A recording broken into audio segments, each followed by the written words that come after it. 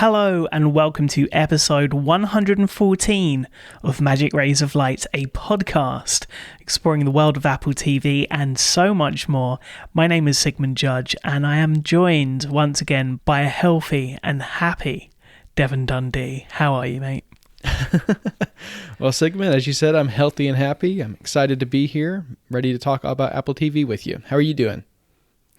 I'm doing good. I am super excited because just today I received a book, The Making of Killers of the Flower Moon, something that took a little while to track down, but thankfully I was able to. A friend of mine brought it back with them after visiting the States, so a big thank you to Nikolai on that. It is a book that I saw in the background of Tim Cook's office in January when we got that interview.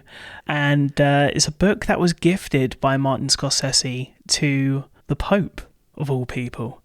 It's not in general release. If people want to see shots of it, let me know. We'll make that happen over on the Club Mac Stories Discord this week. The other thing I got in the post, which I'm just going to tease, is something Apple TV related that says in capitals, install at your own risk.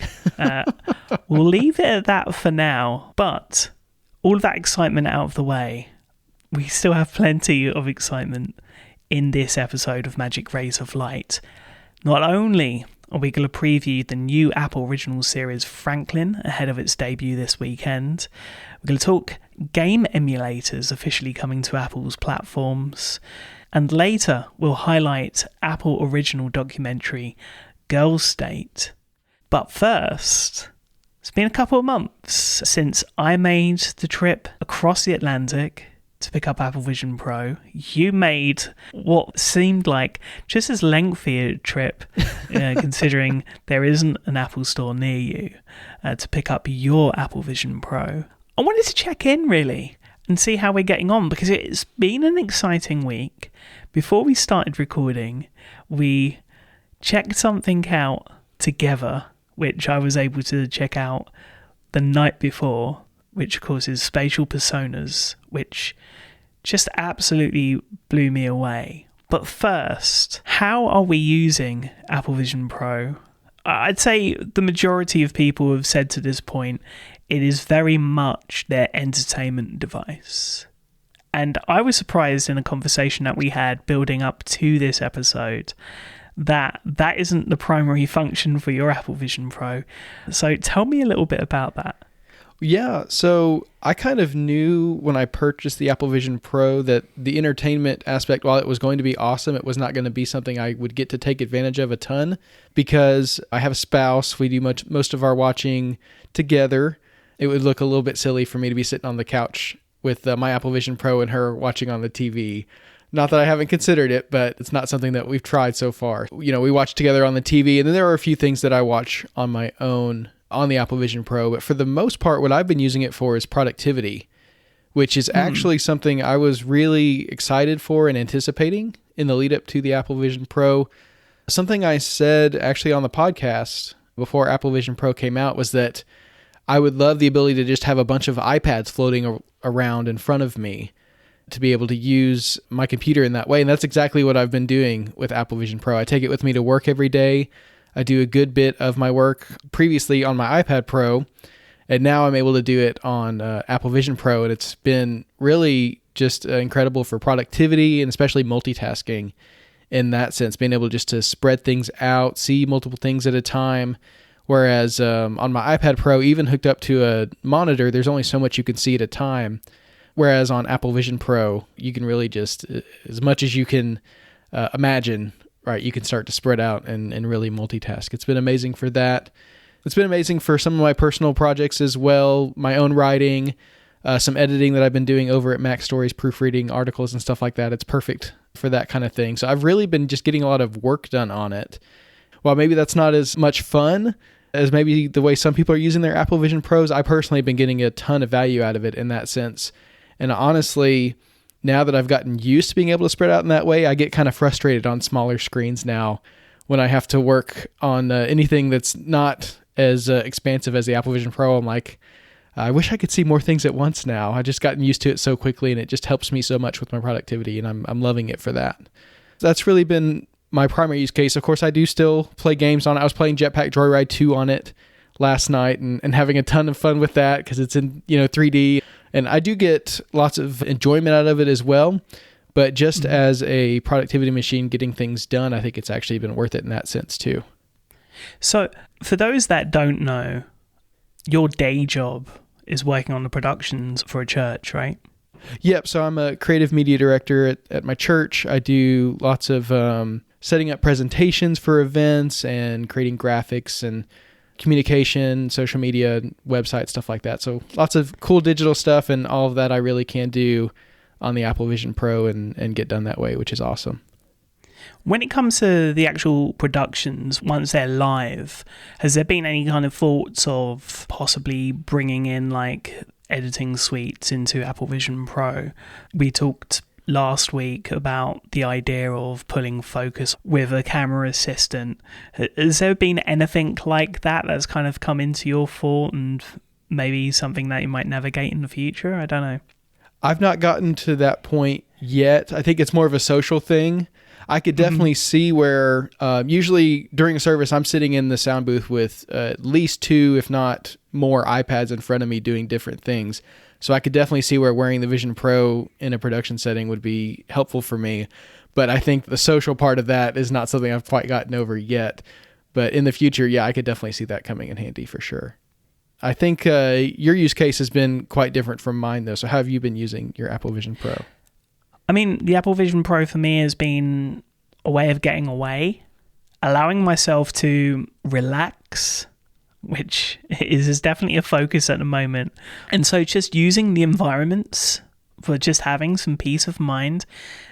I don't think we've ever talked about it, but the meditations that you can have with Apple Vision Pro have been a game changer for me, especially in short bursts, because at the moment with my recovery, Apple Vision Pro is taking its toll a little bit in terms of weight for me, whereas beforehand, as we've discussed, I could have worn it for 10 to 11 hours straight and it wouldn't have been a problem. The thing that kind of blows me away still to this point is just yesterday putting the Apple Vision Pro on after a bit of a break from it and the clarity of the screen.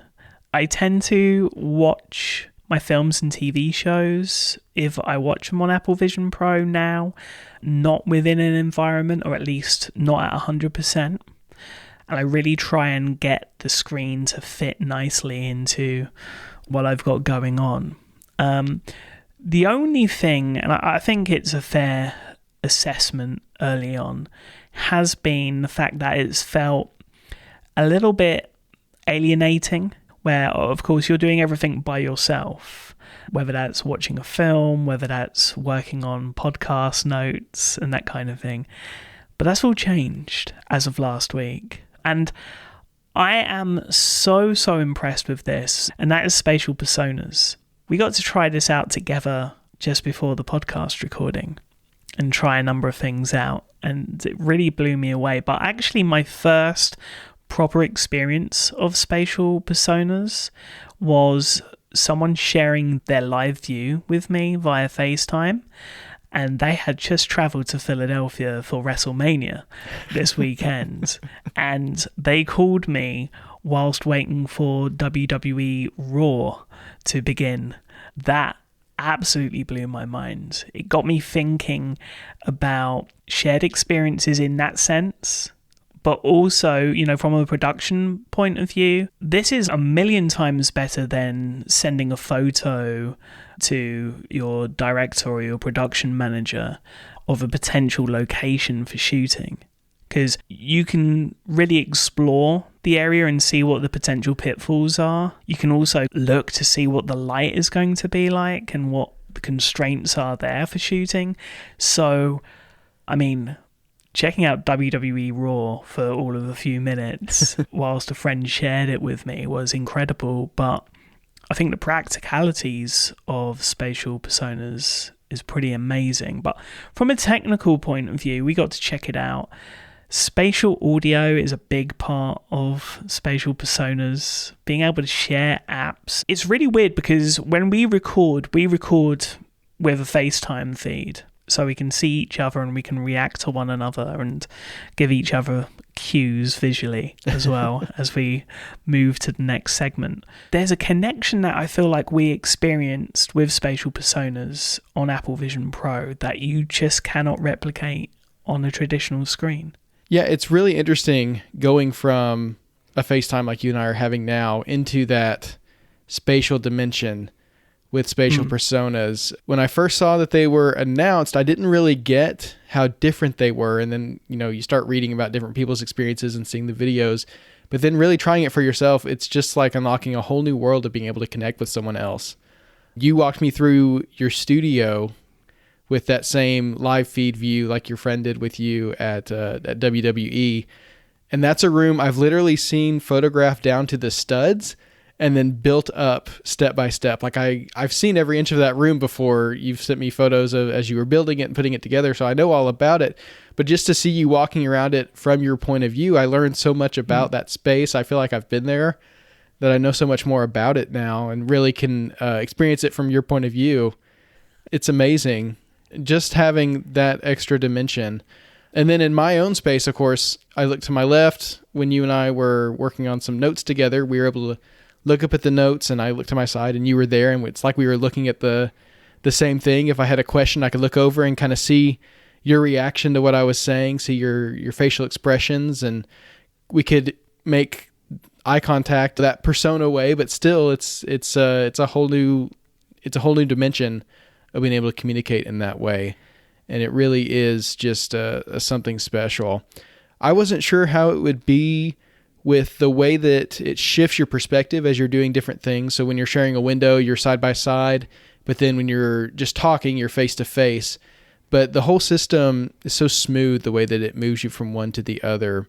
And so we'd go in and out of different experiences. There at one point we were watching a movie together in Apple's movie theater, and that was the first time I'd ever been in that room with someone else.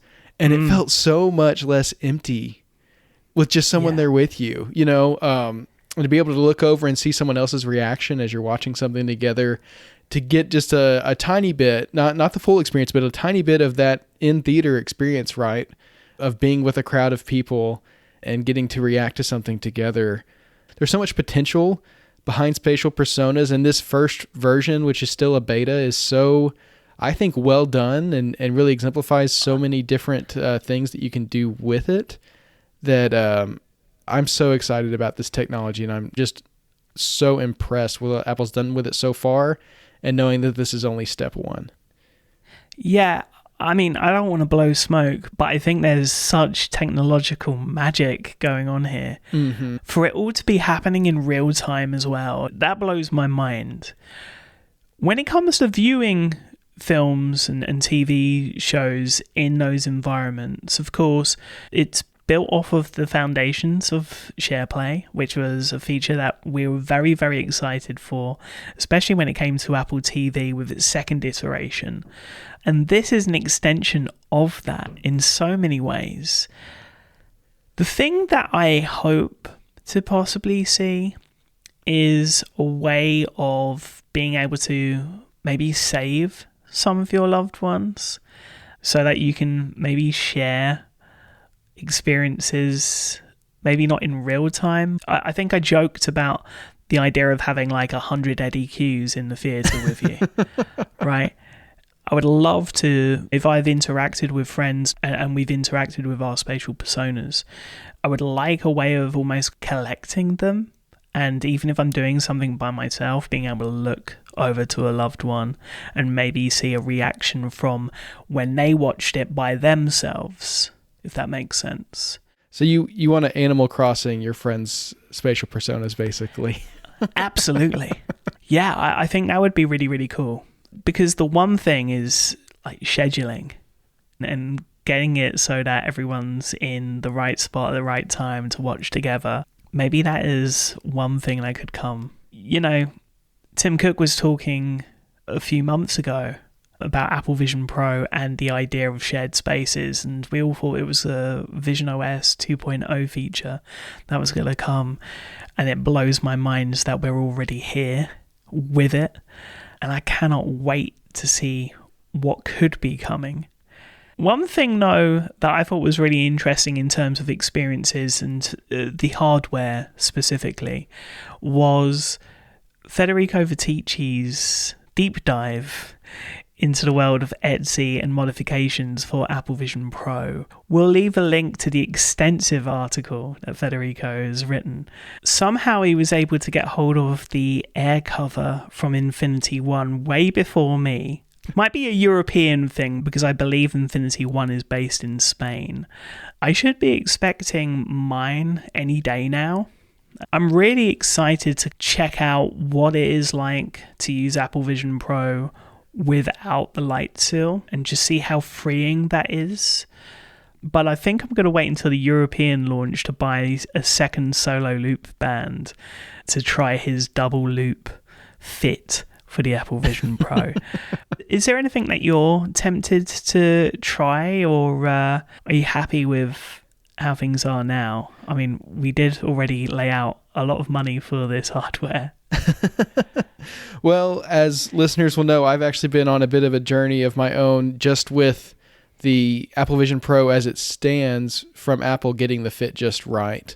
And I've landed in a really good place there now. I've actually ended up sticking with my original light seal size and really just finding the perfect fit with the dual loop band and getting that just the way I want it. So I'm not tempted to mess with that setup right now, but just because it took me so long to get to where I wanted to be with it.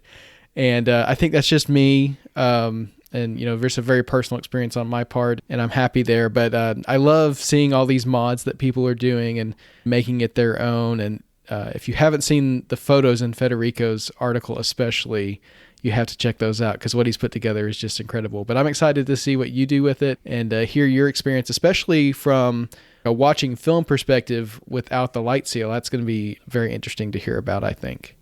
Yeah, lots and lots coming on this podcast and Mac Stories in the weeks and months to come. But this past week saw the release of a highlight for the week, one of two highlights, might I add, the new documentary Girls' State, asking the question of what would American democracy look like in the hands of teenage girls? Well, we're about to find out as this documentary sees young female leaders from wildly different backgrounds in Missouri navigate an immersive experiment to build a government from the ground up.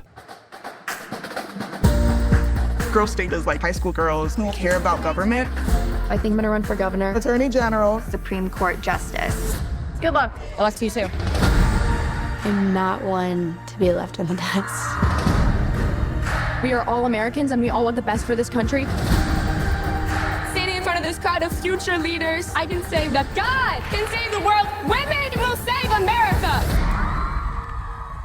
Directed and produced by Jesse Moss and Amanda McBain, the team behind 2020's Boys' State, which of course was reviewed on the very first episode of this podcast. This documentary, much like Boys' State, has you asking questions throughout and way after the credits roll. What did you think? Well, I have to say this was a really well done documentary. My first reaction to this, just looking at it from a creative point of view, I was amazed that they were able to follow so many different girls throughout the week and put together these storylines and make it all look so good, because I can only imagine the chaos. Hundreds of teenage girls coming together for a week and trying to figure out who's going to be the key players in some of these things and how you're going to follow them all and set up these shots as they're all moving around and doing their cheers and all of this stuff. So kudos to the entire team behind the documentary just for putting this together, because really it's so well done and so cohesive as a story. Now, to understand the film, it's helpful to understand what Girls' State actually is. It's a program in many states throughout the U.S. where every year high schoolers will come together over the summer and form their own fake government to experience what that is like, to kind of learn about what governing is like and the whole process and the three branches and all of that good stuff. And so it takes place all over the country. I think almost every state has a girl state and a boy state program, including my state, Arkansas. I never participated in it. I honestly didn't super know what it was until I was too old to participate in it and was out of high school. But I had a friend who participated in it and had a great time there. It's for students in high school who are looking for a challenge, who are wanting to, of course, get something great on their college applications because it looks good there, but just really wanting to learn about how the world works and how they can work to make the world better. And so it's a cool program for educating people and preparing our future leaders for, the roles that lie ahead of them. But at the same time, of course, we're dealing with teenagers, right?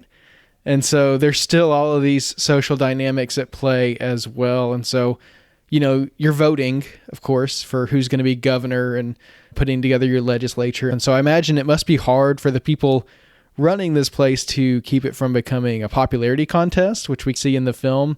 The different campaigning techniques, how some people have platforms and some people are just trying to meet as many people as possible. And some people are putting on these performances in the cafeteria just to gain support. But it's cool to see at that age what they think campaigning looks like and how to influence people, and how you can kind of see the beginnings of future politicians and people who are going to serve our country coming together. Now, there were a bunch of different storylines throughout the film, and they were all great to follow, but the one that I enjoyed the most had to be Nisha. She was a young woman who came in not planning to run for governor, not wanting to get elected to anything, but hoping to serve on the Supreme Court that they were putting together throughout Girl State. And there's a whole other process for that where you go through these interviews and you're appointed because, of course, in our country, the Supreme Court is not elected, they're appointed. And so you can learn about that process as well. And while she didn't get what she came there for, she did support the other girls and find ways to really be there for them and build them up, including her rival for Supreme Court, where it came down to her or another person for that spot, and seeing the way that they were able to actually, instead of becoming, bitter and competitive, the way they were able to support one another and empower one another throughout that process. I think that was really touching and showed a lot of maturity. And I think that was the way a lot of the girls interacted with each other throughout this film, was really choosing to build one another up instead of being focused on themselves, which was really something that's admirable. And Nisha just continued to find her place in the state, despite not getting what she wanted, not getting that position. There's only so many people who can serve in those big roles, but she found a way to make her mark anyway, which I think is a good lesson for us to learn as well. It's really interesting, having watched Girls' State and having watched Boys' State, and how different both documentaries turned out. Mm-hmm. When you're making a documentary, I think the risk is, after doing all of this research, the people that you follow, what journey are they going to be on? And where Boys' State really followed who would end up being the successful candidates, Girls' State is very different. And I almost feel like you learn more this time round from the, I'm going to put it in exclamation marks, losers, right? As opposed to those that were successful. And really how they kind of pivoted to working out, how they were going to make the most of their time. Whereas those that were successful, in the end, it felt like they didn't really have much of a clue as to what they were doing. Their success was getting into the positions that they have. Yeah, I completely agree with you. And I think the storyline where that actually was probably most clear was in the storyline of Emily, who was a contender for governor. And I honestly think they probably chose her as a subject because they thought she had a pretty good chance. She talked pretty big. She had pretty big ambitions. I think she said she wanted to be either a journalist, a rock star, or president of the United States, but she thought she could handle all three, which, it's just a very bold claim to make on a camera. So we follow her campaign for governor and see that she's ultimately not successful in that endeavor, rather than, just wailing in that defeat and letting that kind of define her week. She actually goes on this really important mission, a journalistic mission, to write this article highlighting the differences between her program, Girl State, and the Boy State program that's taking place during the same time. Usually those two programs are kept on separate campuses, so there's not a lot of comparison between the two, but for whatever reason, this particular year that they were filming, Missouri had them both on the same campus, and so the girls got firsthand experience of what the boys were experiencing and some of the inequalities between the two programs, including the fact that Boys State had access to a gym, whereas Girls State did not. The boys were allowed to walk around campus alone, and the girls were not. And some of the involvement of like state leadership with Boys State, whereas Girls State didn't have the same sort of involvement from higher ups. Ultimately, some of the girls thought that their experience was not as focused, intentional, or as beneficial as what the boys were getting. And so Emily interviewed a bunch of people, including the head of Boys State, and really put together quite an article about the inequalities between the two and pointing out some of the hypocrisy in this program that's supposed to be about girl empowerment, but they're not giving them the same experience even as these boys who are, just down the street from them. She really showed her journalistic chops there, like seeing her interview these adults and really just take them head on and be so serious about it. I think she's got a future as a journalist if she doesn't make it in politics. And I think it also represents, of course, the power and importance of the press, which is also an important aspect of our social and government setup, is having that press there as well to keep things accountable. What she's speaking to, of course, is gender inequality, which is a big theme of the week, something that we've come a long way on, but still have so far to go as Girls State represents. And I think that's something that we should all, of course, be keeping in mind. Ultimately, what I walked away from the film with, though, is just a feeling of inspiration to see so many young women with diverse backgrounds and outlooks share their passion for government, and they're seeking for the good of all and really coming together and trying to find solutions for the problems that society face. It gives me hope that we can overcome the division and effectiveness that we see among the adults in our government now. If we learn anything from these young women at Girls State, it's that when we do come together and really try to work for the good of all, we can make a difference. And I find that really inspiring. Well, I was also inspired when I checked out Girls State about a month ago now on International Women's Day of all days at BAFTA in London. And I got to ask a question to directors and producers of the documentary, Jesse Moss and Amanda McBain. Just to say, first off, loved both documentaries. Just kind of following on, after these two, is this a programme that you would like to revisit with a People's State? And how long do you think it will be until that's a possibility? I can't believe it, but there's still unfinished business for me, which is, is it possible for a woman to win governor in a co-ed space? So People's State could be interesting. Also, we keep, speaking of editing, we keep cutting out the legislature as this third branch of government that does amazing stuff. They did amazing stuff in Texas. They passed a universal background check bill in Texas, of all places. And the Congress did some amazing stuff at Girls State in Missouri around pronouns. And we keep cutting them out, and that is also unfinished business. So I'm not going to say no. We're never going to do this again, but I'm not sure, now. It's interesting to check in with America every 4 years, right? Sure. And so if I were to guess, I don't know. What do you think?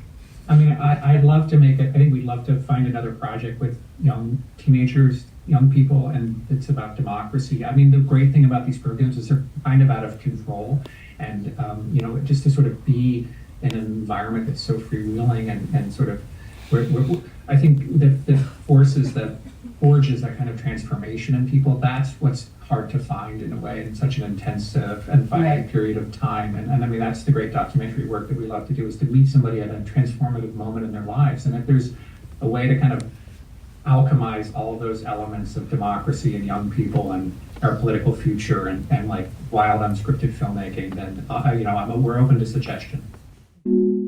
So I have to say, Sigmund, I always love these clips of you at Q&As because you always have such thoughtful questions, and you get these really insightful and thought out answers from the directors. It's great to get their perspective as well. Before we wrap up this conversation, I wanted to ask you, were you surprised by how different the two programs were, Girl State and Boy State? And how do you see the future for equality in politics through the lens of both of these films? I think that was kind of what my question was getting at, right? And I'll be honest, I enjoyed both films, but I felt a little bit flat coming out of Girls State in comparison to Boys State. Because, of course, one of the criticisms for Girls State was how unfocused it was, and when questions were asked to the higher-ups and to the organisers, who are also female, they were kind of like told to know their place and follow the rules. And I don't know how conducive that is to progression. They are two very, very different programs. And really, two very, very different documentaries, which I was a little bit worried that this documentary was kind of going to tread on trodden ground already, and it was just a redo. This was very much not that way. The first documentary talked about the polarization of modern politics in the US, very much like an antidote to what happened in the US election in 2016. This, of course, was quite interesting in the sense of, whilst it was all going on without plan, you had the whole Roe versus Wade revocation, which of course spurned a lot of questions with regard to women's rights, especially reproductive rights. And if you don't have your own reproductive rights, then what rights do you truly have? And so I just found that to be a really interesting element in this documentary. And in general, the documentaries together, both Boys State and Girls State, are a perfect pair because they really do show you the differences. The reason I asked the question that I did during the Q&A was because the question that I kind of came away wondering was, will we ever see a female president? Will we ever get past gender and the inequalities that brings? Gender and gender norms and different inequalities have really become a focal point in the last few years especially. So I'm really excited to hopefully see this be revisited in a few years' time. Things are constantly changing, especially in American politics. Of course, as deep as we can get into the different things that we've learned from these stories in both documentaries, one thing that I think is completely underrated when it comes to Jesse Moss and Amanda McBain's storytelling and in their documentary making is the humour that they bring to their projects. I definitely chuckled and full out laughed out loud at a number of moments. There is like a cringe factor to this as well at points, but overall there are some great messages here and a lot of questions posed. And I think it's interesting because I don't think there are that many answers, and it basically provokes us to write the next chapter in it. Of course, you can check out Girls State and 2020's Boys State, now streaming on Apple TV+. Now, of course, when we're not streaming films and shows on our Apple TVs, another thing we love to do is play games on them, whether those be from Apple Arcade or the App Store. But soon we're going to have a new source of games to play, hopefully on our TVs as well as our iPhones, and that is going to be Emulation, because this past week Apple updated its App Store guidelines to allow retro game emulators on the platform worldwide. This is something that has not been allowed on iOS, iPadOS for as long as the App Store has been around. Emulators just have been an entire category that have just been completely barred from even being considered in the App Store. But now, of course, due to some pressures that Apple's feeling legally, especially in the EU, they've decided to make this change. Now, this change doesn't just apply in the EU. This is actually a worldwide change. Emulators will be available worldwide on the App Store once developers are able to submit them and get them accepted. This is a huge about face for Apple. This is a huge, I would say, win for people who've been criticizing App Store policy and the limitations for so long. And I'd say this is a huge win for emulation developers who have wanted a way to get their software out to people on the iPhone and haven't had a good a widespread method in order to do that for so long. Now they're able to do so. I'm excited about this new Sigmund and what it could mean for me personally to be able to play some of my favorite old video games on my phone as I'm out and about. What do you think of this news? I mean, I'm split, right? The first thing I would say is, like, from a competitive standpoint, is great. Because if you look at the Xbox, for example, you can run emulation, and it's not something that's hidden. It's something that was authored from Microsoft on their own consoles, which blows my mind. If you're looking for an emulation console, an Xbox Series S is probably the way to go. And so from a competitive standpoint and, the functionality of Apple's devices, I think it makes a lot of sense. My question's always going to be, though, where these ROMs actually come from. Because even if I had a cartridge collection still, unfortunately I don't, but if I did, how does one go about ripping their cartridges? And who supplies that hardware? It's definitely not sanctioned by a Nintendo or a Sega. The issue, I think, has always been that the companies that we kind of rely on to be able to replay our memories in a legitimate way just haven't either played ball because they've not wanted to, or it's just not been possible. Because, of course, companies get eaten up by other companies, especially if we're talking decades of gaming. Some companies just completely folded licenses for certain music tracks, for certain franchises, just aren't there, right? And the amount of money that would be to republish, you can kind of understand where the issues lay. My concern has always been that just because someone owns the license to something doesn't necessarily mean that they can just take it, remix it, and redistribute it as they see fit, right? And that's coming from, I guess, the point of view of a creative. So I am torn. I mean, for me, I really want to be able to play those old games that I used to play, but I want to play them in a non-buggy way.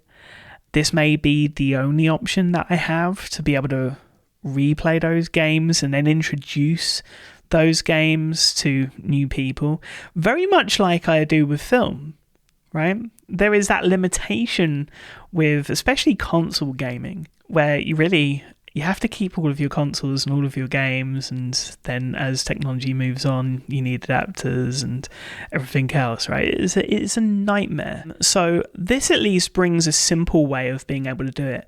Now, how does a market where ROMs exist work for developers of new games? Are you going to be more in tune with wanting to play, I don't know, Super Mario 64, for example, emulated on your iPhone or Apple TV, than you would be to play a game on Apple Arcade, or maybe just a game from an independent developer?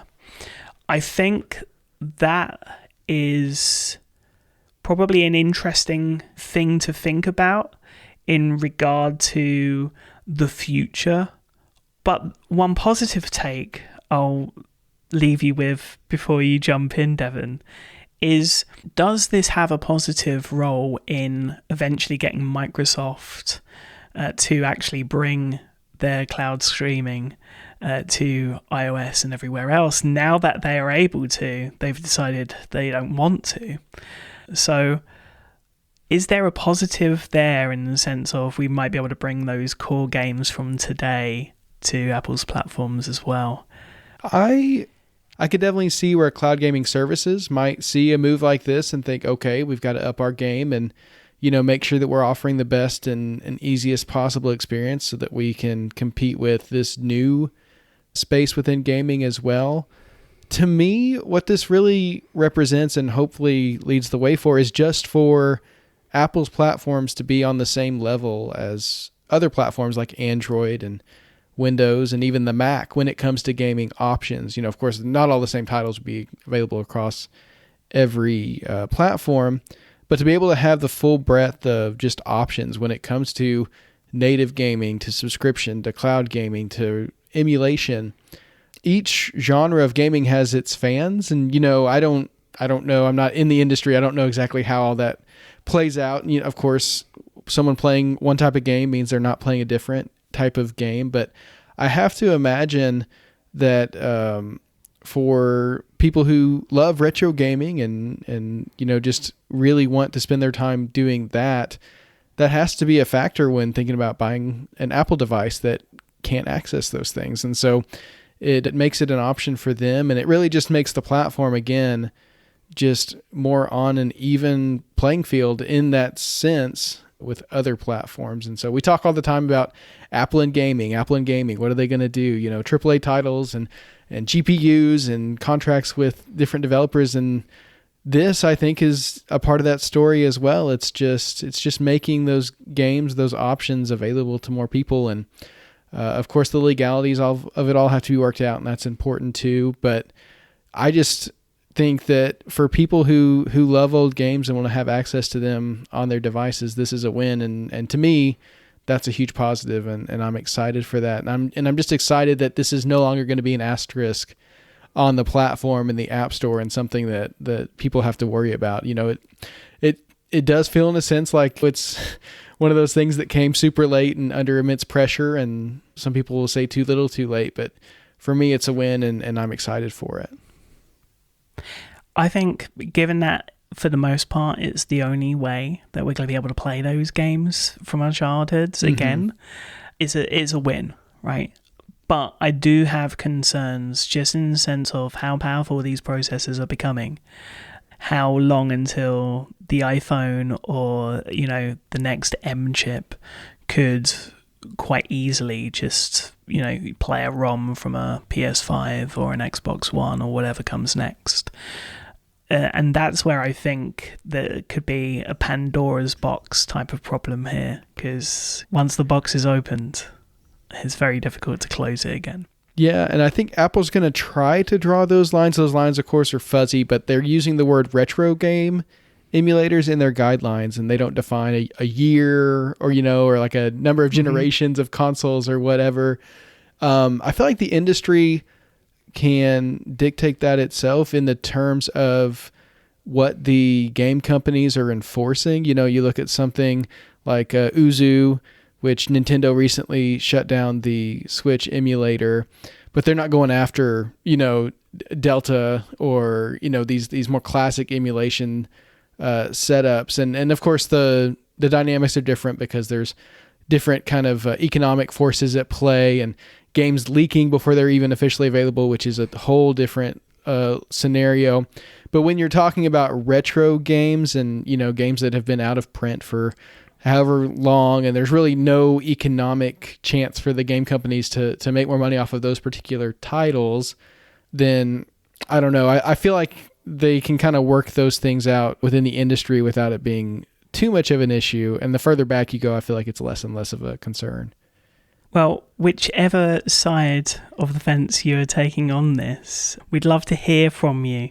So do let us know your thoughts by emailing magic@macstories.net. We'd love to hear from you. Emulation or no emulation? To what point should emulation be allowed? And I guess the other question really is, who eventually has control of that with third-party app stores in the near future? That's going to be very, very interesting indeed. For sure. We don't want to make light of it. It is heavy topics and things that people really care about. And of course, people's livelihoods on the line. So it's something that Apple takes seriously, that we take seriously, and everyone should take seriously. But I think we should end this conversation on a fun note, Sigmund, and let's talk about some of our favorite classic games that we look forward to revisiting if given the opportunity. Are there any that you would like to emulate at some point? Oh yeah, I mean, I'll tell you, I was either like a 2D platformer type person or a 2D beat 'em up kind of person, right? Double Dragon, Streets of Rage, Fatal Fury, of course, all of the 2D beat 'em ups that there were. I remember Empire Strikes Back on the SNES. I think that ended up being re-released on one of the consoles as a digital only title. That was pretty special. And then, just to be very clear, I'm a pro wrestling mark, and I think every time there was a pro wrestling game, especially during the N64 era, I literally had to have everything. I think I even had WCW versus NWO Revenge, and then No Mercy, WrestleMania 2000, all of those. I wasn't a big, and this is probably controversial, was never a big Zelda fan. Always got quite lost, and I think gaming actually kind of lost me a little bit when everything became open world. Grand Theft Auto I enjoyed for a little while when it became 3D and open world to a point. But yeah, that's when gaming kind of went down this one road and I veered off to another. So yeah, I'm definitely more of a retro gamer. Is there any particular titles that you are chomping at the bit to play again? Oh, and before you answer that, I'll just say Donkey Kong, wow. Plenty of memories and plenty of hours lost with that. Oh, that's a good one. For me, it always has to go back to the original Pokemon titles on the Game Boy Color, Red, Blue, Yellow, Gold, Silver, Crystal. I can't tell you how many times I've played through those stories. I think I could redraw the maps probably from memory. Love those games, and every once in a while I'll just go up in my attic and dig out my Game Boy Color and replay one of those just for fun to relive. Those games have such a special place in my heart. Anything Mario Kart, any version of Mario Kart, I'm down for. My favorite was always on the GameCube, Mario Kart Double Dash. I know there's some GameCube emulation out there. I'm not sure how popular that is necessarily, but I always loved Double Dash because it was the first one where you could play as Bowser Jr., who was always my favorite character, and seeing him as a playable character was fun for me. And then, in my opinion, greatest video game of all time, all nostalgia for me, but still Super Mario 64, just incredible experience. I've got it on my Switch, but to be able to play it on my other devices as well would be amazing too. So that's my list of games I'd love to emulate. And now I'm feeling very nostalgic, thinking back on classic games that I love so much from my childhood. Yeah, I think one of the bonuses of that era was really feeling like you owned a game because you had that physical copy. The one thing that I think is really important, maybe that's where we see a change. We've talked about movie ownership and, DRM-free files and this kind of thing. I wonder if we will go back to a day where we could literally take our apps from iTunes and store them somewhere and really it be ours as opposed to something that could just be taken away from the App Store when, a developer decides it's time to stop supporting a game or whatever else. So yeah, I think there's a lot of positives that could come from this. So really exciting times ahead, and many possibilities, I think, for Apple TV specifically that we haven't really been able to delve into before. But let's talk about some Apple TV app news now, because lots of different things happening, lots of different updates, some really pleasing, some incredibly infuriating. Where do we want to start, Devon? Well, let's start with some news that I know some people are going to be disappointed by because it's not always the most fun to talk about, but we're going to talk about password crackdowns again. Of course, Netflix had theirs, and we had the impacts of that. I feel like that's pretty well rolled out, and things have kind of settled down there as far as people figuring out what they're going to do. But now it's time to make plans with your Disney Plus accounts, because Disney is set to begin a crackdown on password sharing in June with a full rollout plan for September. So, and they've specifically said they saw what Netflix did and how successful it was for them, and they're going to kind of emulate that process. And so basically what we can probably expect is if you're a Disney Plus subscriber and you're using the same account as someone who doesn't live with you, at some point you're going to be told that you need to either get your own account or maybe add some kind of upgrade to your account to make it multi-location, something like that. We'll see how exactly that rolls out in June. I know that can be burdensome to some people. It's kind of a spectrum from, well, I don't care about that, to maybe that's a little bit annoying, to, okay, I'm canceling, right? And so we just want to give people plenty of time to prepare for when that pop-up does come up on your screen, to know what you're going to do. And as we learn more about what those options will be, of course, we'll let you know. I'll whisper it. Tail scale. You know what to do come June with Disney Plus.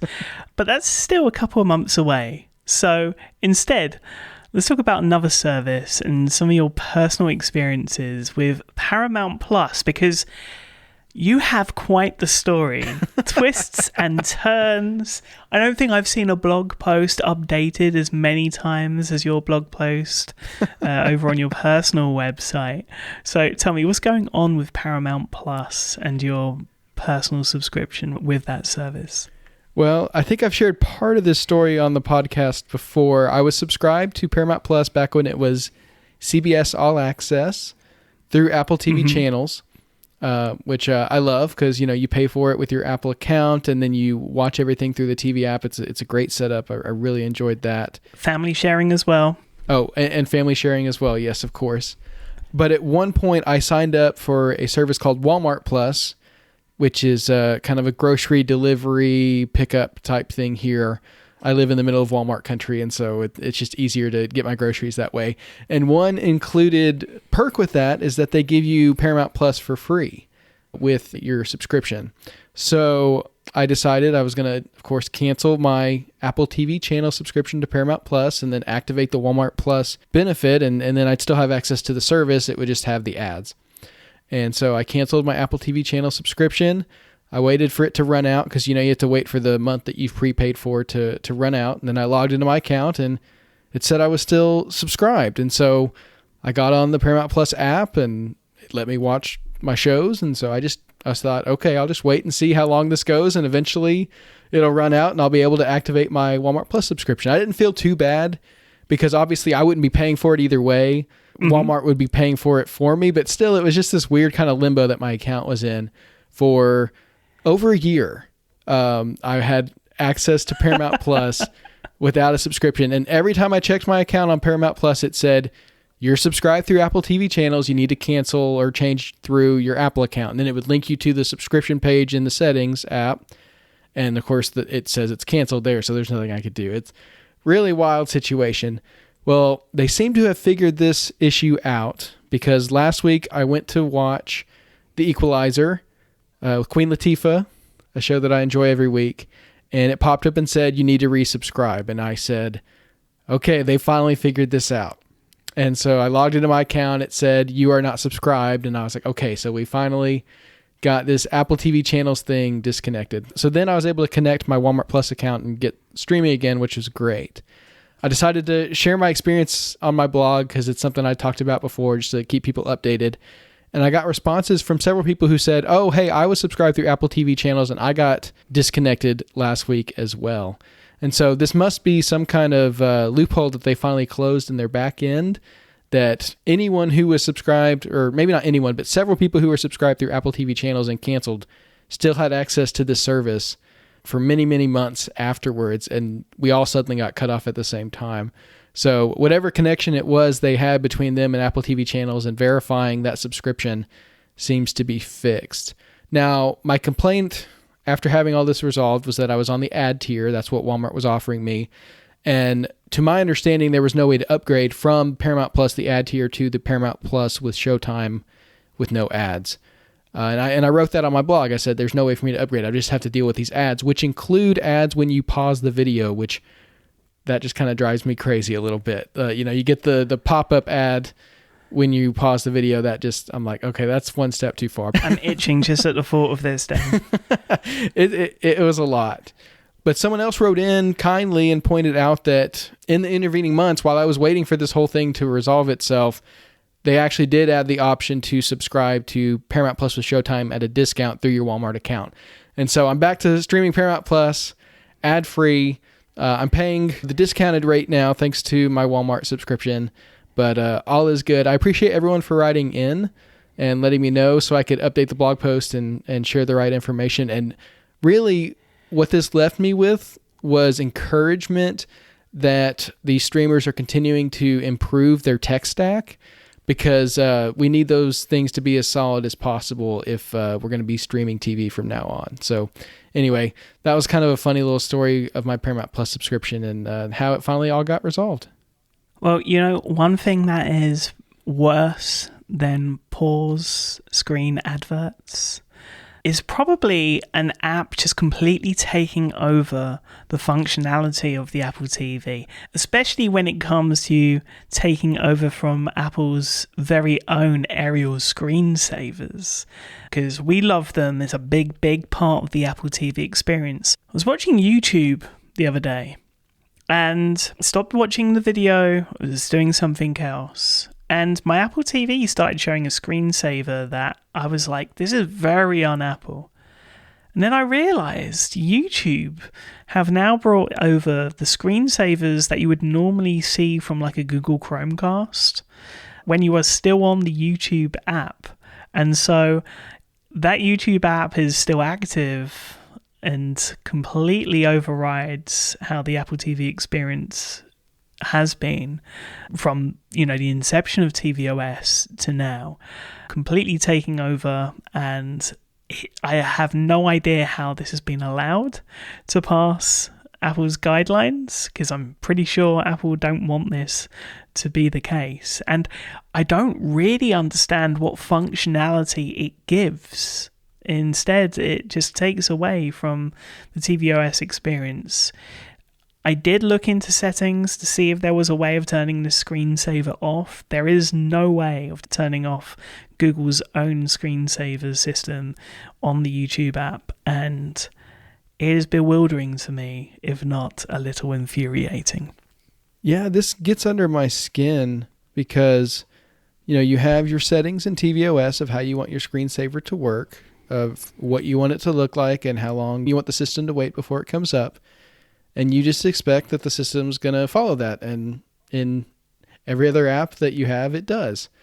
And now you've got this YouTube app that just decides, no, you don't need to see your aerial wallpapers or your pictures of your kids or whatever it is that you like to see. We're going to show you what we want to show you. That just doesn't seem right to me. Maybe if this was opt-in, maybe that'd be a different story. Maybe some people really do like that Google Chromecast kind of experience and want to keep that kind of vibe going on their TV screens when they're using the YouTube app and the Apple TV, and that's fine. But to just decide, I'm going to stay the active app forever, I'm not going to respect your settings that you've explicitly already set for your screensaver, and I'm just going to decide this is your screensaver now. That just doesn't sit right with me, and I imagine for people who aren't aware of this, if you're using YouTube on the Apple TV and then they get stuck in this loop, they're going to think their Apple TV is broken or something's wrong with their screensaver or something. And that's just going to lead to frustration. And again, something I talk about all the time, I love my Apple TV screensaver with my photos of my son and family memories and stuff like that. Anything that comes between me and that is not going to sit right with me, because that's just one of my favorite features of the device. I hope that this at least becomes a setting in the future and something that users are made aware of before it takes place. But personally, I just think that apps need to respect the user settings and let them decide what their screensaver is going to be anyway. Yeah, I think my concern is that every app is going to do this and show the content from their service and, basically keep you locked into that experience in their app. Whilst, you could have this revert in settings, I can imagine that when you update an app, and some apps, especially YouTube, get updated fairly frequently, when that update does come, for some reason it's not going to save that setting when it comes to the screensaver, and you're going to be reverted back. So there's definitely something that I feel like Apple's TV engineers need to look at and fix, because it really doesn't feel like YouTube, in this case, are playing fairly, especially when it comes to the user experience. And I know, YouTube, what do they care about the Apple TV user experience? But Apple do, and so do we. Now, in terms of user experiences, a couple really, really exciting things since we last talked for visionOS in particular. We're going to start with a fun piece, and that is, of course, the new Kung Fu Panda meditation mode on the Kung Fu Panda app on visionOS. A visionOS exclusive, which I think is amazing. But basically, you're doing like Tai Chi poses, and The panda from Kung Fu Panda is copying you, and Cherry Blossom appears into your space from the small window in which Kung Fu Panda is, and it's all very, very well done. The one thing that I thought when I watched this was, this feels fairly familiar. And then it reminded me of the Still Water shorts when it came to meditation and that kind of thing, especially I think during COVID times. So Still Water probably wants his gimmick back. Apple should have probably pipped Kung Fu Panda to the post, but the thing that I really love about this experience is, and our friend CJ probably put it best over on Threads this week, these are the kind of iTunes extras we want, I think, going into the future. And I couldn't agree more. Of course, Kung Fu Panda 4, one of our highlights this week when it comes to streaming. And talking of streaming for visionOS, something we previewed a month or so ago, after a couple of denials, it's finally made its way over to visionOS through the App Store. And that is Christian Privatelli's Supercut. Yeah, I'm really excited about this one. A lot of us got a chance to try this in test flight, and it's really an awesome app. What it does is it offers an enhanced native streaming experience for Netflix and Amazon Prime Video on visionOS. Those are two streaming services that have chosen not to make visionOS apps, and Netflix has actually chosen not to be on the platform at all, even in the form of their iPad app. And so what Christian has done is really taken their web experiences but made them more native visionOS experiences. It's just such a better way to access these services than going through Safari or even through the Amazon Prime Video iPad app, which I know is one that you struggled with when it first came to visionOS. Yeah, I think it's just great to have apps like this one and Juno on visionOS giving us more native experiences of these services that so many people use every day. If you're someone who spends a lot of time on Netflix and you have a Vision Pro, I'd highly recommend checking this out and giving it a try over the web app. I think it's going to be a lot better experience for you. The video player alone, I think, is going to be a lot easier to navigate and use and take advantage of. And you're also going to get better quality if you have one of those higher Netflix tiers because Supercut supports 4K, Dolby Vision, and Dolby Atmos on compatible Netflix plans. So it really is going above and beyond to give you that super native Netflix experience. In the meantime, until these services decide to embrace visionOS as a platform, I'm thankful for developers like Christian who stand in the gap and give us these really excellent experiences. So that's our app news this week. I think now it's time to talk about Apple Originals. It is, and we kick off our talk of Apple Originals with some trailer talk. The Big Door Prize Season 2 was the first trailer to release since our last episode. The people of Deerfield know their potential. Now they have to figure out just how to use it. The people in this town completely upended their lives because of a card they got from a machine. That thing will tell you your life's potential. The Morphos made everybody think about their dreams. And now it's saying, are you ready for the next stage? how do we get to the next stage?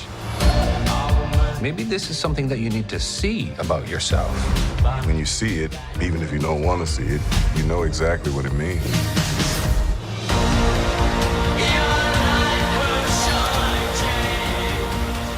So, the Big Door Prize, Season 2, just a few weeks away, Devon, with a new addition to the cast, Justine Lupe.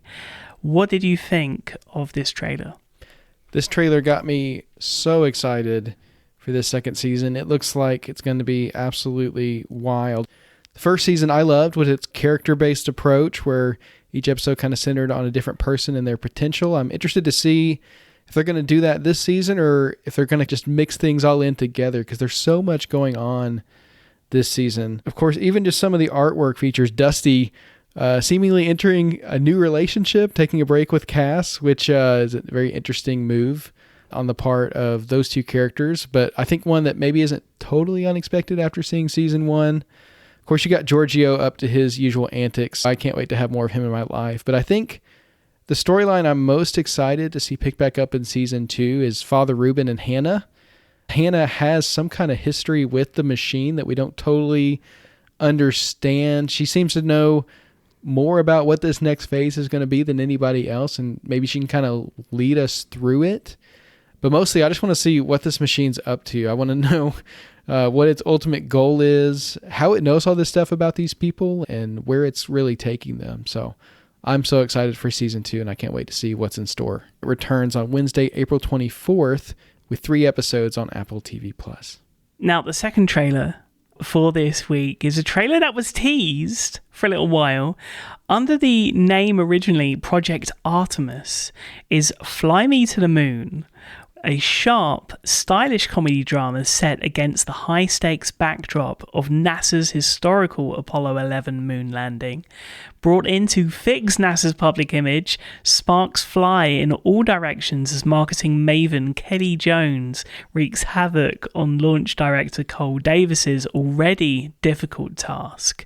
When the White House deems the mission too important to fail, Jones is directed to stage a fake moon landing as backup, and the countdown truly begins. Public support for the moon mission is rock bottom. Every day, something is breaking. And we're dead. Again. Yeah, or blowing up. The space program is a bloated mess. NASA needs a marketing specialist, and you are the very best. Excuse me? What are you doing here? I tracked you down because I felt we had a connection. What? I'm joking. I work here now to sell the moon.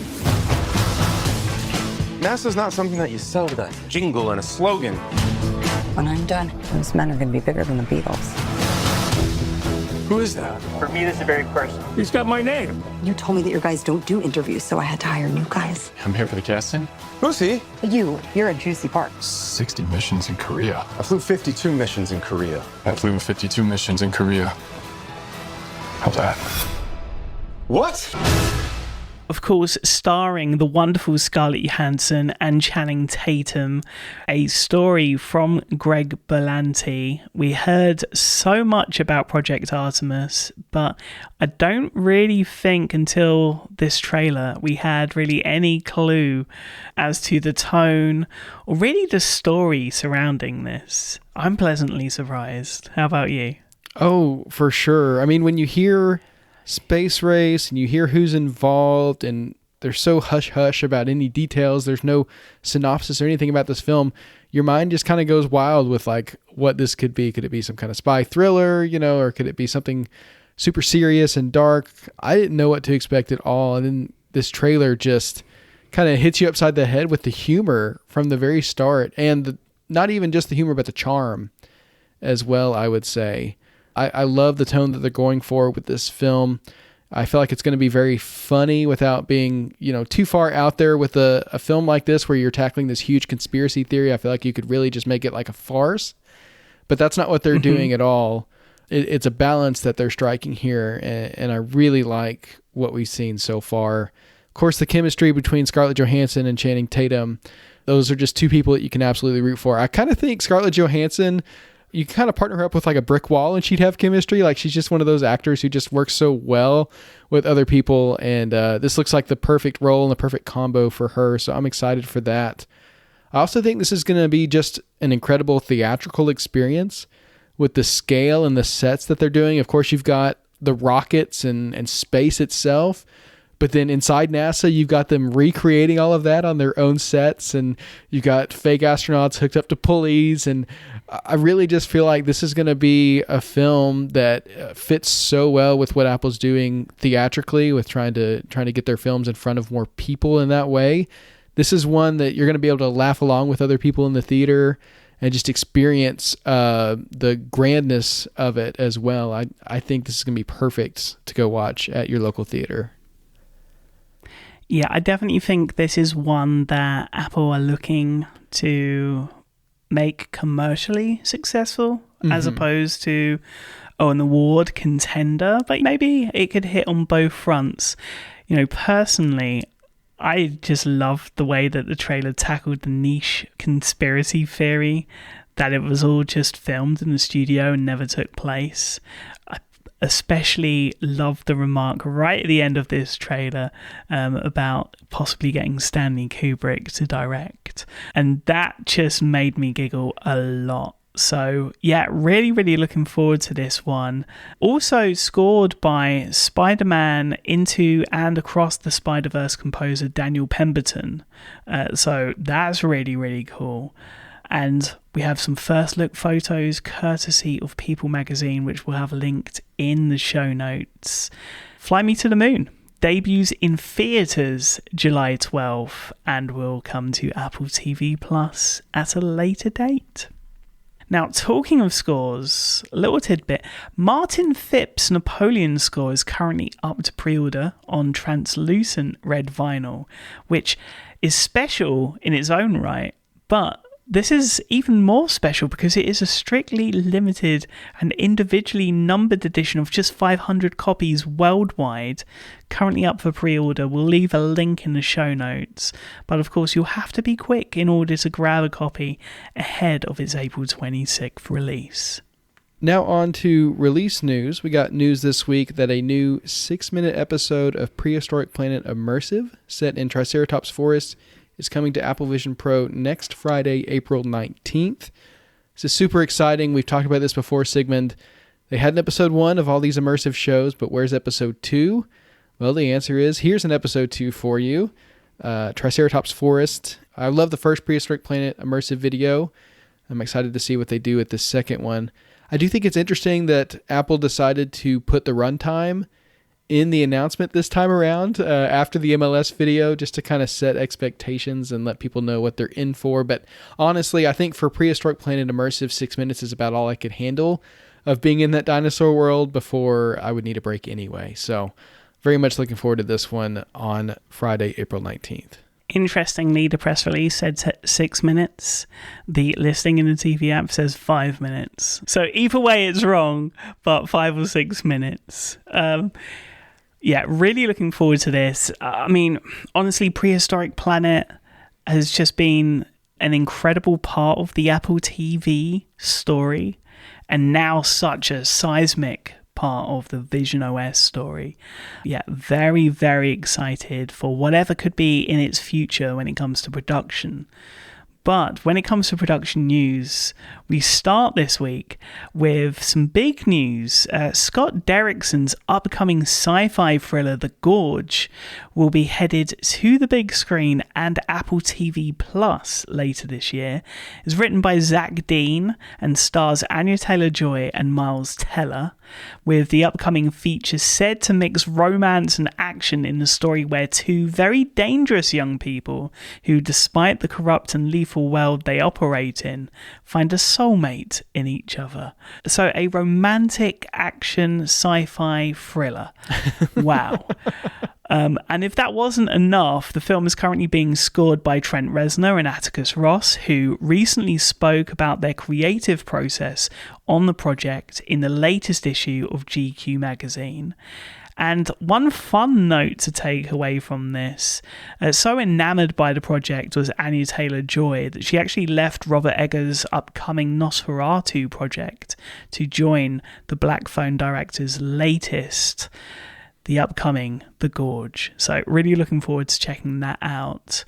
But when it comes to projects, Anya Taylor-Joy is not the only one jumping ship. Because I've got a funny feeling some of the crew over at Mythic Quest may be starting their own studio. Yeah, I think we might see something just like that, Sigmund, in the upcoming Mythic Quest spin-off series. It was developed under the name Mere Mortals, but the news this week is that it's been renamed Side Quest, according to the show's listing in the TV app. Love that name. The series is currently in post-production after wrapping in December. And whilst Side Quest has wrapped, Your Friends and Neighbours has begun filming, as revealed by the show's creator Jonathan Tropper on Instagram this week. The show follows a recently divorced hedge fund manager who, after being fired, resorts to stealing from the wealthy residents in his tiny upstate New York suburb before breaking into the wrong house at the wrong time. Oh man, that's going to be so much fun. In casting news, Peter Dager has come aboard the upcoming Apple Original golf-centered comedy series led by Owen Wilson. Wilson stars as Price Cahill, an over-the-hill ex-pro golfer whose career was derailed prematurely 20 years ago. After he gets fired from his job at an Indiana sporting goods store and his wife walks out on him, Price hedges his bets entirely on a troubled 17-year-old golf phenom played by Dager.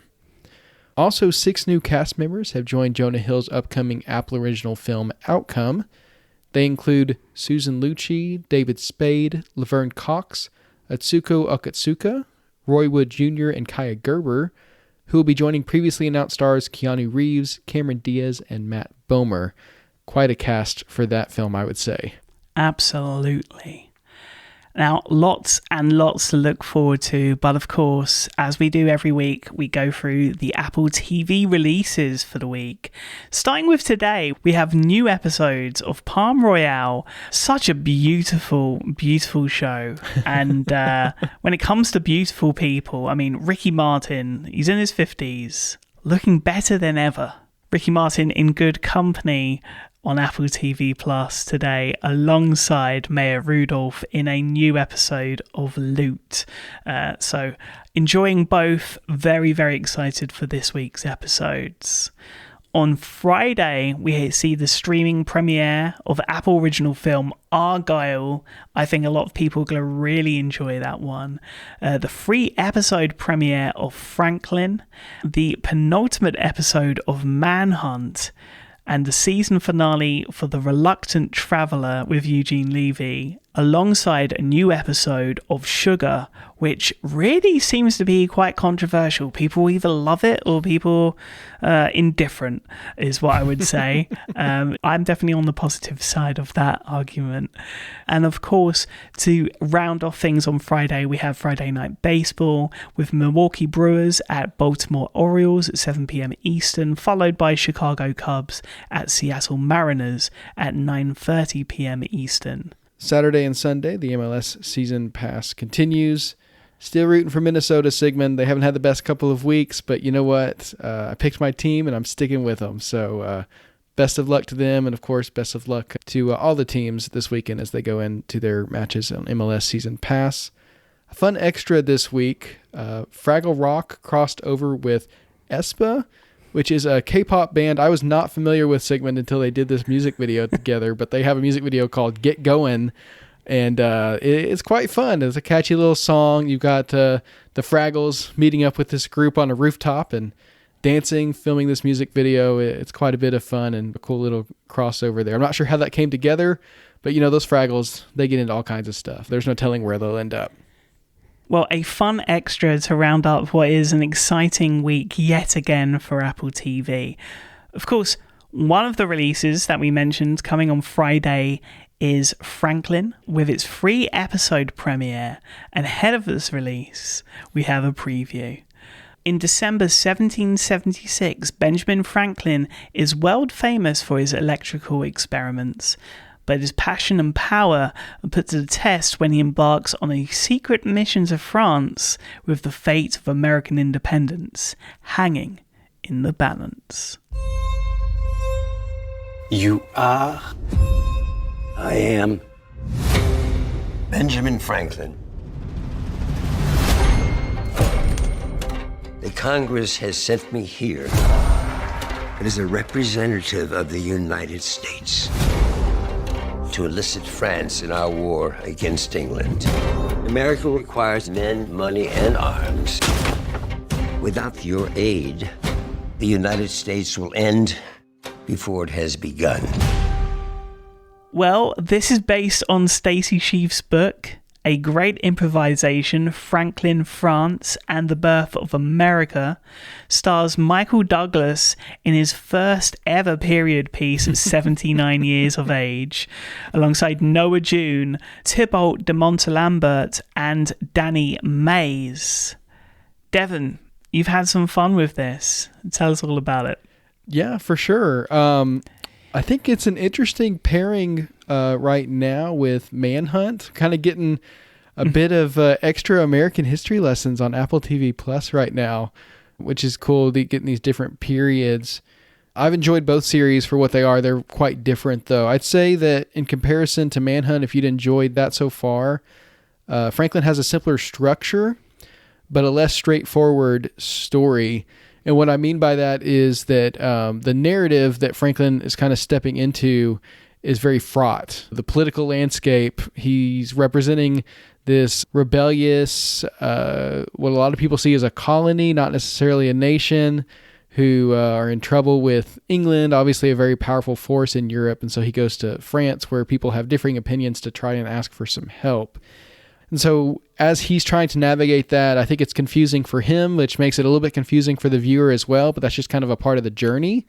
So it might be a little bit harder to follow at first than Manhunt. Even with Manhunt jumping from time period to time period, this is more linear, but getting your footing, especially the first episode as he's really getting his footing in France, it can take a minute, but I think it's worth sticking with.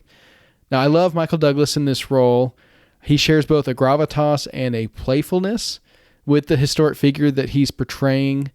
I think I talked about this last week. Benjamin Franklin is just someone who weighs so heavily in the American conscience when it comes to this time period in history. Of course, he's the only non-president to appear on our currency. That's kind of how important he is in our history, and someone that so many people just revere, but also just these wild stories about how he talked and just the things that he did, and of course the things he was able to accomplish. And I think Michael Douglas does a great job of portraying this very complex character who was able to be so out there and do these things that were so unthought of at the time, but also be a man of his time in a lot of ways. And he does that so well.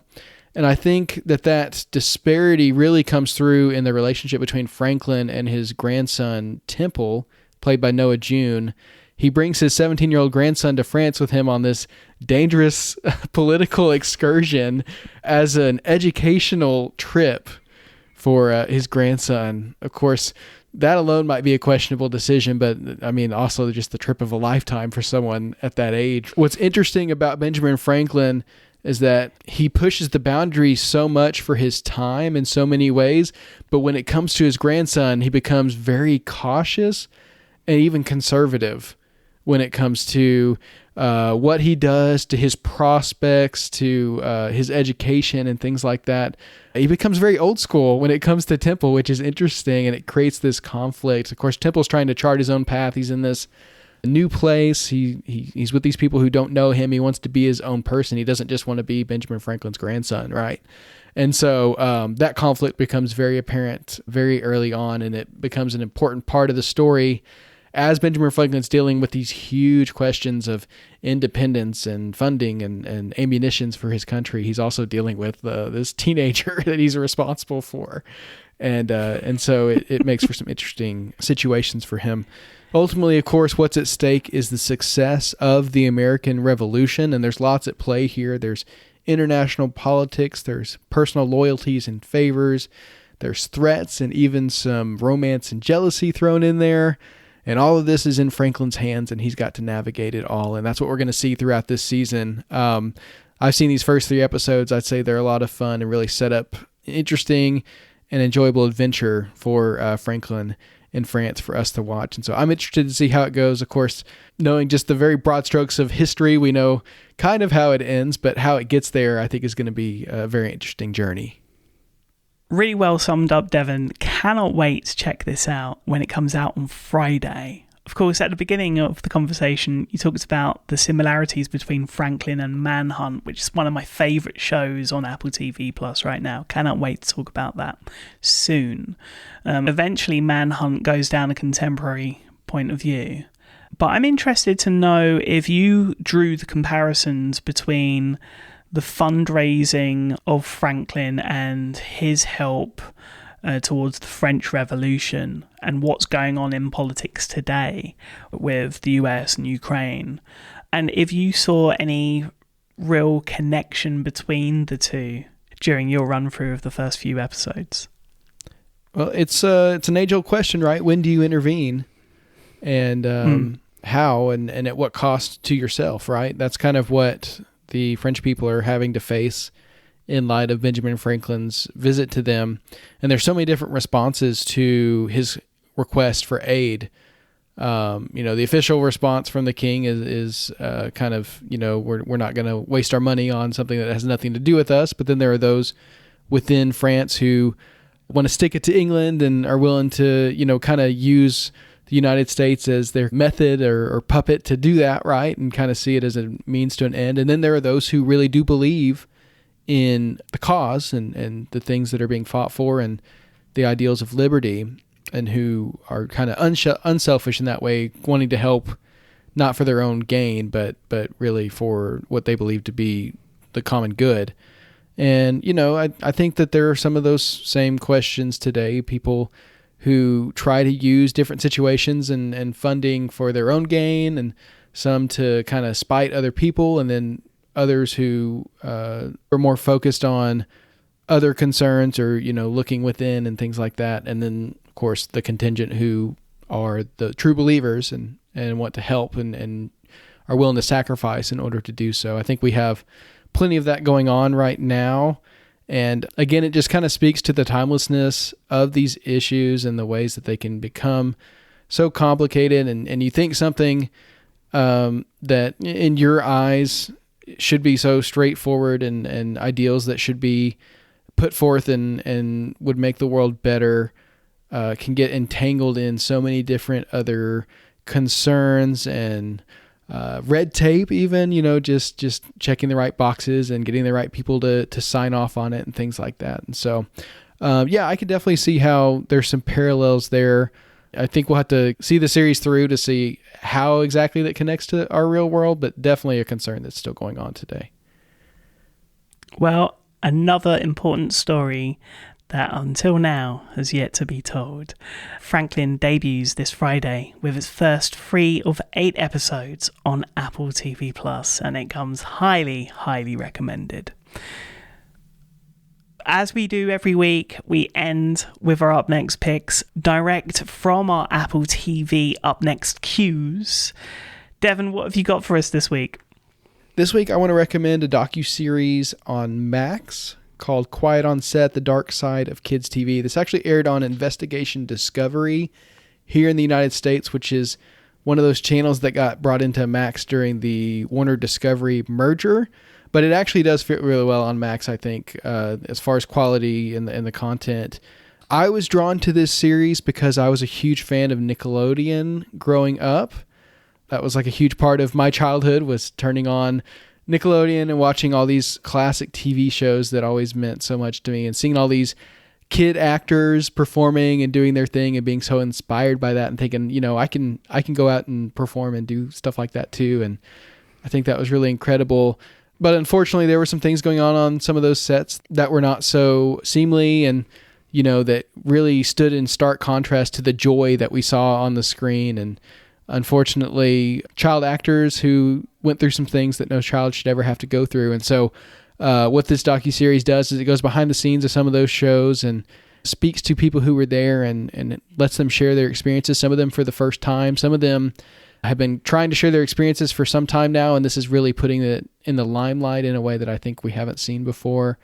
I will say, for those who are sensitive, this is something that's going to be hard to watch, and if that's something that isn't helpful for you, then obviously not something you need to check out. But for me, it was just enlightening to see these shows that I love so much in a new light and understand some of the experiences of the people who were making them and what was going on behind the scenes. I won't lie, it kind of, taints some of the images of those childhood shows and makes me rethink some of those things. But ultimately, what I hope it does is it spurs change in the industry to increase protections for children and make sure that these sorts of things don't happen again. That's the ultimate goal. It's not, people coming out for spite or to make someone look bad or anything like that. Really, what they're trying to do is affect change. And so that's why I think it's worth checking out. So that's my recommendation this week. Again, it's called Quiet on Set, The Dark Side of Kids TV on Max. What about you, Sigmund? What have you got for us? Well, before my Up Next pick, I just wanted to recite a few highlights I've got jotted down. Starting with a documentary and tribute to Ennio Morricone, which really retracts the life and works of the legendary composer from his debut with Sergio Leone to the Oscar-winning The Hateful Eight from Quentin Tarantino. Highly, highly recommend. I know we've talked about composers quite a bit during this episode. I am really into my soundtracks at the moment and have been the last few weeks. Whilst maybe not watching as many films, I have been exploring lots and lots of works from different scores and different composers, and Ennio is one of the best. Also, this week, Kung Fu Panda 4, which of course ties in nicely with the visionOS experience we talked about earlier. Drive Away Dolls, highly, highly recommend. Very, very funny. Alongside the Fallout TV series coming to Prime Video, I think like a week or two earlier than expected, available in full from today. But my pick is actually falling on Tuesday of next week, the release of Dune Part 2 on the Apple TV app. Cannot believe that Dune Part 2 is coming so quickly to the TV app. Very, very excited to rewatch this. Saw this in theatres, an incredible soundtrack, an incredible cast. The photography was sublime. Of course, Dune Part 2 ended up coming to cinemas later than expected. Would Oppenheimer have swept the boards as much as it did this year when it came to award season? Should Dune have released last year? Probably not.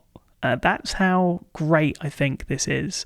Of course, Part 1 available in the TV app, not only in 2D but in 3D on Apple Vision Pro, so definitely get caught up that way if you have yet to see it. But yeah, Dune Part 2 available for pre-order now to purchase in the TV app and ready to watch next Tuesday. Very cool. Great recommendations there, and of course we'll link all of those in the show notes.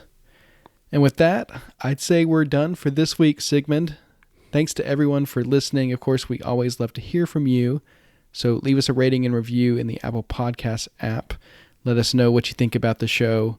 You can also contact us on social media via the links in the show notes. Or you can email the show or send us an iMessage to magic@macstories.net. We'll be back next week with Argyle and recaps of Constellation and The New Look. So until then, stay safe, watch some Apple TV, play some Apple Arcade, and have a great week.